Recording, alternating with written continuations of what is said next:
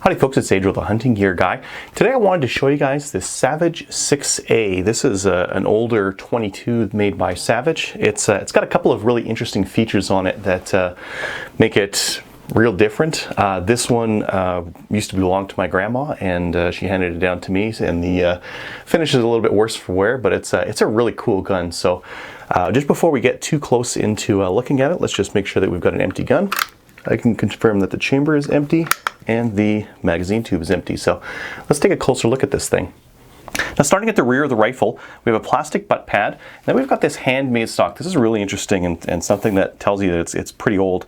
We've got hand cut checkering on the grip here. It's kind of smooth, but you can see here just from the little imperfections that it was done by hand. A little bit further up on the gun here, we've got the trigger guard here at the bottom, and then we've got a couple of interesting things up here top. So there's our safety just on the right hand side. It's just got like a little basic little leaf piece of metal under there just to give it a little bit of resistance. So you can see it there going between safe front and fire rear. A little bit closer to the middle, we've got our action. This bolt handle is really interesting because it can actually click in and lock. So right now it's free floating, but if I push it in, that actually locks it in there. So now you can fire 22 shorts, longs, or long rifle, and this will just hold it shut. You can then pull it out and then cycle it, and that bolt knob can also be used to lock it to the rear, which is kind of hard to do with my left hand. It's a lot easier to do. I'll show you guys a little bit later how to do that just offhand. It's not too bad. Now down towards the bottom here, we've got this feed mechanism. This is what allows the rounds to come in through the tube and then go up and in. I've had some problems with this one. It's a little bit finicky, but still interesting nonetheless. We've got a basic rear blade sight. Now if you pull up on the sight here, this rear blade here can be pushed in, and what that does is add elevation to that rear sight so that we can fire at a longer distance. So if you want shorter distances, you push it to the front there, and if you want longer distances, you push it up over there, just like a lot of iron sights still work today. Now right up on the tube here, this is where we can pull the tube spring out and plunger. That's where we load in our shells, and they'll fall down there, and then once they get to right about there with 22 long, that's where we'll pop this guy shut, and we've got a little notch there just to close it as well. Now there isn't anything too crazy on the left hand side of the receiver. You'll note that this one has this notch cut out. I think it's to fit a lineman sight. You can get like a rear receiver sight for this thing that's a peep that'll actually fit in there, I believe. We've got our takedown knob. I'll show you that a little bit later. We've got two drilled and tapped holes here. This is for a scope mount. And then we've got these two larger holes. These are for the bolt to actually recess into. So that's what's helping to lock that bolt in there, is just those two little indentations there. And you can also see that we've got these kind of neat gills here on the receiver as well. Now, I don't know how well this is going to pick up on camera, but right here it says 22 long caliber 22 long rifle, smokeless, greased only, which kind of tells you about the age of this thing, right? Just along the top here it says Savage, made in Utica, New York, model 6A. So pretty interesting, and might be a little bit hard to read just because of the unique patina on this rifle. It's a bit old, and the finish is kind of destroyed by now, right? And the front sight has a little bit of gold right at the rear there, just to make a brighter sight picture. This is very easy to pick up when you're shooting.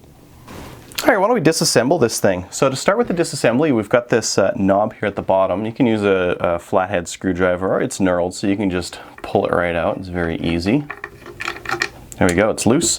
Now we'll be able to pull the action apart from the stock. There's our stock. You can see it's handmade there. Now that we've got the stock off, you can kind of see some of the operations of this thing. Our safety is just at the rear here. There's the trigger, and it's actually just blocked by that little piece of steel for the safety. So once the safety's there, the trigger can't move and get in there. It's also got this disconnector assembly here in here as well that keeps the bolt to the rear when you've got the trigger pulled.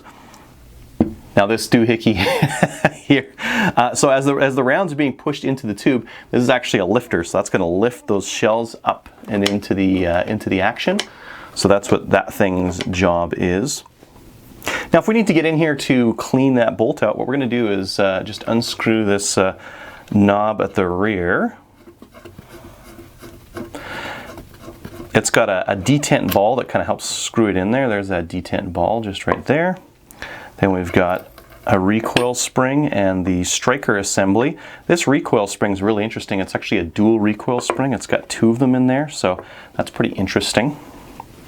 To remove this bolt, all we're going to do is pull to the rear on the charging handle.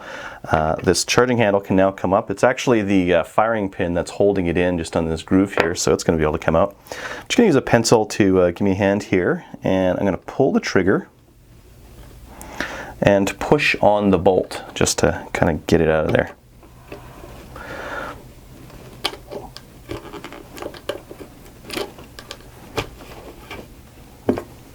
And once I can see the back coming out, I can just pull it right out. And there is my bolt.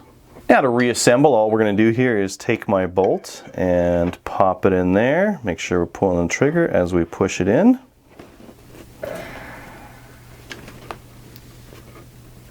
Once it's in, we can take that charging handle and just pop it in. Make sure that groove is facing up.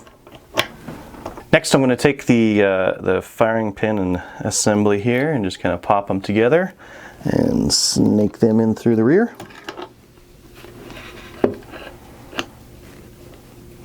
And finally, I'm just going to unlock it, push it all forward, and then get my end cap on. Next, test function. Looks good. If we align the block on the stock with the nut that's bolt that's here, we should be able to put them both back together.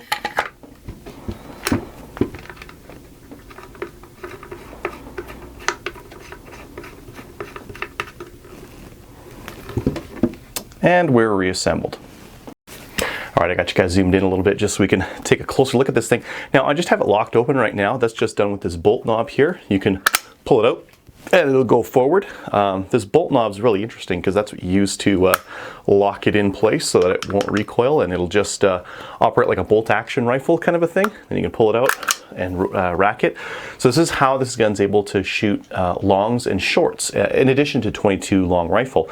If you want to shoot a short in it, you just close it up like that, and it won't recoil and jam up. It'll just fire off the round, and then you pull that guy there and manually rack it to get the next shell in there. So you're doing the semi-automatic operation when you're doing it like that. Now the other interesting thing is how the trigger works. We've got a safety that's just over here. Safety's off. Now as you pull the trigger, I'm not actually going to dry fire this. This is an old gun and I don't want to dry fire it, so I'm just going to pull it back a little bit here and then hold the trigger. And you can see that the action is open as the trigger's down. So when I release it, it'll actually go forward and load it. This is really different. Not something that you find in a lot of 22s. Very different mechanism than what you typically see these days. So that's the primary operations of this thing. To load it, all we're doing is taking this magazine tube, twisting it, and then pulling it a little bit loose to pop them in there. So once you get it so that you can see that last 22 in there, you can go ahead and push this guy down and lock it in, and you're all loaded and ready to go. So again, that was the Savage 6A. You can't buy these things on the shelf anymore. They're out of production. The Savage has a Savage 64 that they make these days that has mag fed and is a little bit different than this one, but they don't really make these anymore. So if you do find these online or anything like that, they're going to be around $100, $200, something like that. And there's definitely some really cool ones. This one, it's hard to tell what the date is on it because there are no numbers on it that really give you a clue. But just by the features on some of this, where it's got the hand cut rifling, or sorry, not rifling, the cut checkering on the grip here and the dish bolt handle. This one's probably in 1938, 1939, somewhere around there. So it's quite an old 22, and it's really cool that I'm still able to take it out rabbit hunting with my son. Thanks for watching.